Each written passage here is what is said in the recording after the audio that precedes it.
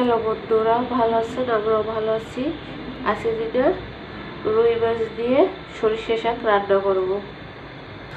কড়াইতে সরিষা তেল দিয়ে দিয়েছি আর দিয়ে দিয়েছি জিরা।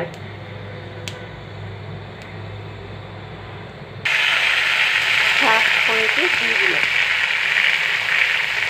বন্ধুরা, কাঁচা মরিচ আমি দিয়ে দিয়েছি, সেটা দেখাতে বলেছিল না, কারণ শাকের সাথে তো চিড়ে দিয়েছি, এজন্য দেখাতে পারলাম না। কাঁচা লঙ্কা দিয়ে দিচ্ছি, লবণ দিয়ে দিলাম। যে যেরকম খান সে সেরকম দিতে পারেন।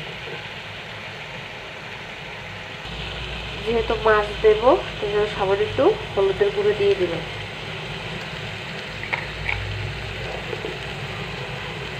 দেখেন শাকের থেকে পানি ছেড়ে দিয়েছে, এই জন্য মাছ দিয়ে দিলাম।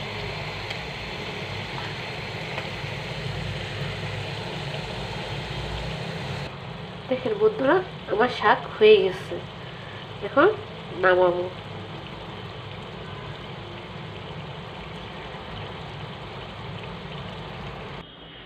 এই হলো আমার সরিষা শাক দিয়ে রুই মাছের। দেখেন কেমন হয়েছে বন্ধুরা, কমেন্ট করে জানাইয়েন।